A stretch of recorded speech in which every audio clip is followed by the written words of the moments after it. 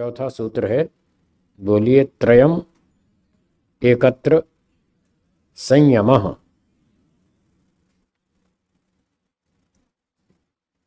जैसे प्रत्येक विद्या में अपने अपने पारिभाषिक शब्द होते हैं,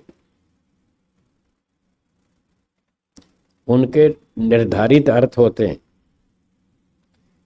ऐसे ही यहाँ योग दर्शन में भी कुछ पारिभाषिक शब्द होते हैं, उनके निश्चित अर्थ होते हैं। उन शब्दों का उन्हीं अर्थों में प्रयोग किया जाता है।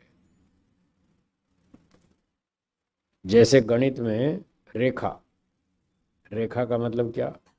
लकीर, बिंदु, एक पॉइंट, डेसिमल, दशमलव, ऐसे ऐसे शब्द हैं ना, उनकी अपनी अपनी परिभाषा है। वृत्त, सर्कल, ठीक है ना, वर्ग, आयत, षडभुज, अष्टभुज, ऐसे अपने अपने पारिभाषिक शब्द हैं, उनके अपने अपने अर्थ हैं।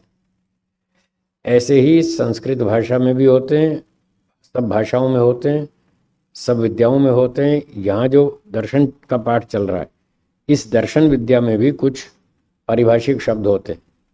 जैसे धारणा, पीछे हमने पढ़ा था धारणा, देशबंधस चित्तस्य धारणा, फिर ध्यान, फिर समाधि, फिर यम, नियम, ये सब पारिभाषिक शब्द थे। ऐसा ही ये शब्द है यहाँ इस सूत्र में चौथे में, संयम। संयम भी एक पारिभाषिक शब्द है। इसकी परिभाषा बताई महर्षि पतंजलि जी ने सूत्र में, त्रयम एकत्र संयमः। एकत्र, एक विषय में, त्रयम, जब तीनों काम किए जाते हैं, किसी एक विषय में जब तीनों काम किए जाते हैं तब उसको संयम कहते हैं। ये एक टेक्निकल टर्म हो गई, परिभाषा हो गई, संयम। तो आगे शास्त्र में जब जब भी संयम शब्द का प्रयोग करेंगे तो वहाँ इसका अर्थ ये होगा कि तीनों चीज़ें वहाँ पर होनी चाहिए, धारणा, ध्यान, समाधि, ये तीन जो पीछे बताई थी, धारणा, ध्यान, समाधि। जब धारणा, ध्यान और समाधि एक ही वस्तु में, एक ही विषय में किए जाएंगे तीनों, तब वो संयम नाम से कहा जाएगा। ये संयम की परिभाषा हुई। कहेंगे सूर्य में संयम करो, तो मतलब सूर्य में धारणा, ध्यान, समाधि करो। चंद्रमा में संयम करो, तो चंद्रमा में धारणा, ध्यान, समाधि करो, तीनों काम एक ही वस्तु में करो। अब तीन शब्द नहीं बोलने पड़ेंगे, एक ही शब्द में सारी बात आ जाएगी। आपकी कॉमर्स में चलता है डेबिट, क्रेडिट, ठीक है ना, जैसे उसका परिभाषा है डेबिट की और क्रेडिट की। फिर आपके और बहुत सारे शब्द हैं, कोई ट्रायल बैलेंस है, कोई बैलेंस शीट है, कोई सस्पेंस अकाउंट भी है सस्पेंस अकाउंट भी आता है ना। तो वहाँ जैसे पारिभाषिक शब्द होते हैं, यहाँ भी पारिभाषिक है ये। जब तीनों एक ही वस्तु में किए जाएंगे तब उसको संयम नाम से कहा जाएगा। तो ये परिभाषा बना दी इस सूत्र में, त्रयम एकत्र संयम। एक ही वस्तु में जब तीन काम किए जाएंगे तब उसको संयम कहेंगे, ठीक है। आगे चलते हैं, अगला सूत्र, बोलिए, तज्जयात प्रज्ञालोक।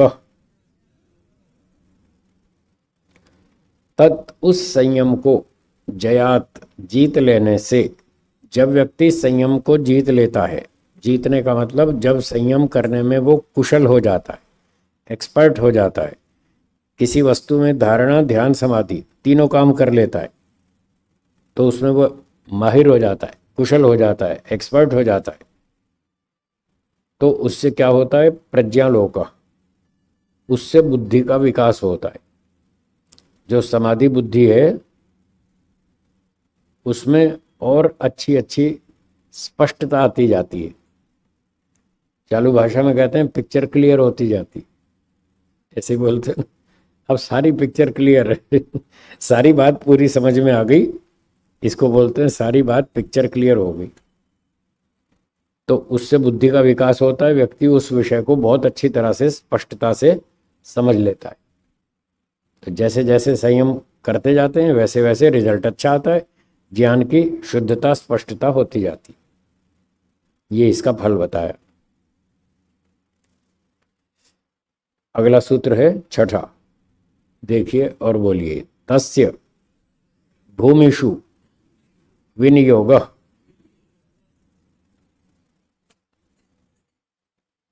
तो तस्य उस संयम का, भूमिषु विनियोग, अगली अगली अवस्थाओं में प्रयोग करना चाहिए। जो हमने संयम किया, छोटी छोटी वस्तुओं में जो संयम किया, उसका अगली अगली ऊंची ऊंची स्थितियों में, अवस्थाओं में उसका प्रयोग करना चाहिए। विनियोग मतलब प्रयोग। जैसे उदाहरण के लिए मोटी भाषा में कहें तो एक व्यक्ति ने 5वीं कक्षा पास कर ली, स्कूल में, प्राइमरी स्कूल में 5वीं कक्षा पास कर ली, तो उसको जो ज्ञान विज्ञान प्राप्त हुआ 5वीं तक, अब उसका उपयोग 6ठी कक्षा के पाठ को समझने में करेगा। अगर 5वीं पास नहीं की तो 6ठी का सिलेबस समझ में नहीं आएगा। जब वो 6ठी का सिलेबस पढ़ेगा तो 5वीं की विद्या उसको सहयोग देगी या नहीं। बस ये कर, तस्य भूमिषु विनियोग, जितना उसने सीख लिया उसका लाभ वो अगली अगली चीज़ों को समझने में उसका प्रयोग करेगा, और उसको और आगे आगे की बातें समझ में आती रहेंगी। अगर पिछली बातों पर ध्यान नहीं देगा तो आगे वाली भी नहीं आएगी समझ में। जैसे स्कूल में होता है पढ़ाई में, ऐसे यहाँ भी होता है। ये भी पढ़ाई है ना, इसका भी पूरा सिलेबस है और लंबा सिलेबस है। स्कूल की पढ़ाई तो 10-20 साल में पूरी हो जाती है, फिर उसमें 20 साल मेहनत करो तो 40 साल में आदमी एक्सपर्ट हो जाता है।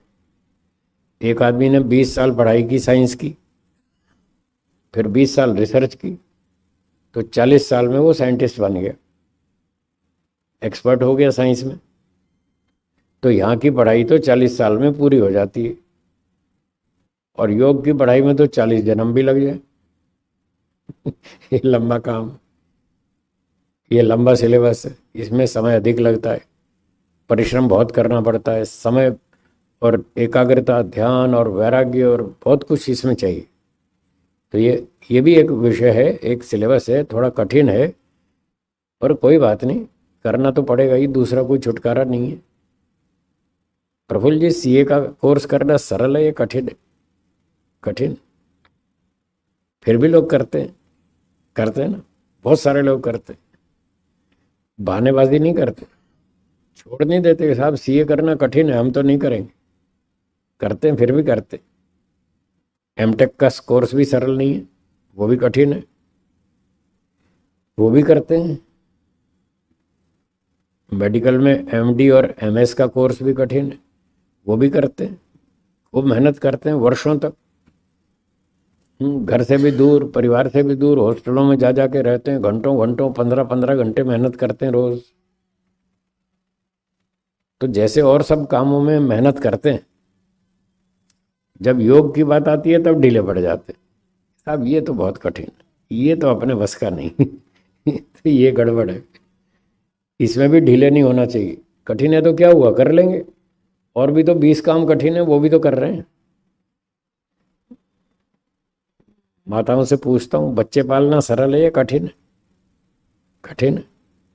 फिर कोई फेंक देता है बच्चे, हम नहीं पालेंगे, ले जाओ, हम नहीं पालेंगे। कोई नहीं फेंकता, सब पालते हैं। कितना भी कठिन हो, करना पड़ता है। लालचंद जी बताएंगे, धन कमाना सरल है या कठिन है? कठिन है ना। फिर कोई कहता है जी धन कमाना बहुत कठिन है, हम नहीं कमाएंगे। कोई कहता है हम नहीं कमाएंगे। जितना भी कठिन हो, खूब घंटों घंटों 12-12 घंटे मेहनत करते हैं, छोड़ते नहीं है उसको। धन कमाना कठिन है, वो भी कमाते हैं। बच्चे पालना कठिन है, वो भी पालते हैं। मकान बंगला बनाना कठिन है, वो भी बनाते हैं। चांद पर जाना कठिन है, वहाँ भी जाते हैं। माउंट एवरेस्ट पे चढ़ना कठिन है, वहाँ भी चढ़ते हैं। समुद्र के नहर नदी पार करना कठिन है, वो भी करते हैं। और बहुत सारे कठिन काम है, सब करते हैं। ये भी कठिन काम है, इसको भी करना चाहिए। ये जो सांसारिक कठिन कार्य हैं, इनमें से कुछ कठिन काम कर लेंगे, कुछ नहीं भी करेंगे तो काम चल जाएगा। पर योगाभ्यास नहीं किया तो काम नहीं चलेगा, ये उससे ज़्यादा ज़रूरी है। आप साइंटिस्ट मत बनो, चल जाएगा, पर योगी नहीं बने तो नहीं चलेगा। टेंशन, योगी नहीं बनेंगे तो टेंशन में परेशान होंगे। टेंशन का कष्ट भोगना चाहता है कोई? है जी? तो फिर इससे बचने के लिए इधर भी तो मेहनत करनी पड़ेगी। कठिन कहने से काम नहीं चलेगा, मेहनत करनी पड़ेगी। तो करेंगे। जैसे सांसारिक पढ़ाई के लिए आप संकल्प करते हैं, सीए करेंगे, एमटेक करेंगे, एमडी करेंगे, एमएस करेंगे, एमसीएच करेंगे, जैसे वहाँ संकल्प करते हैं यहाँ भी संकल्प करो। हाँ, योगी बनेंगे, मन को जीतेंगे, इंद्रियों को जीतेंगे, जन्म मरण से पार होंगे। इसके बिना छुटकारा नहीं है, इसके बिना दुखों से छुटकारा नहीं है। ठीक है? तो इस तरह से पिछली पढ़ाई को अगली पढ़ाई में उपयोग करेंगे, पिछली योग्यता को आगे की बात समझने में इसका प्रयोग करेंगे, इसका लाभ उठाएंगे, तो अगली अगली चीज़ें हमको समझ में आती जाएंगी। इस तरह से ये सूत्र छठा ये बात कह रहा है, तस्य भूमिषु विनियोग, पिछली योग्यता का प्रयोग आगे की पढ़ाई पढ़ने में, आगे की बातें समझने में करना चाहिए।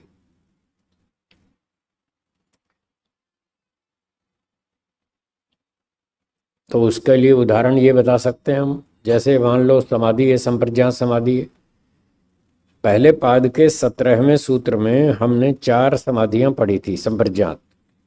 17वें सूत्र में वितर्क, बोलिए, विचार, आनंद, अस्मिता, ये 4 समाधियां थी। तो इसमें वितर्क समाधि छोटी है, विचार समाधि उससे बड़ी है, आनंद समाधि उससे भी बड़ी है, और अस्मिता चारों में सबसे बड़ी है।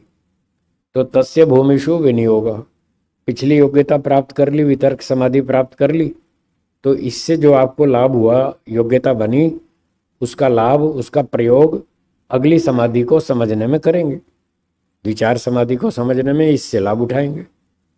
जैसे 5वीं का सिलेबस पढ़ के 6ठी में उसका लाभ मिलेगा। अगर 5वीं पास नहीं की तो 6ठी समझ में नहीं आएगी।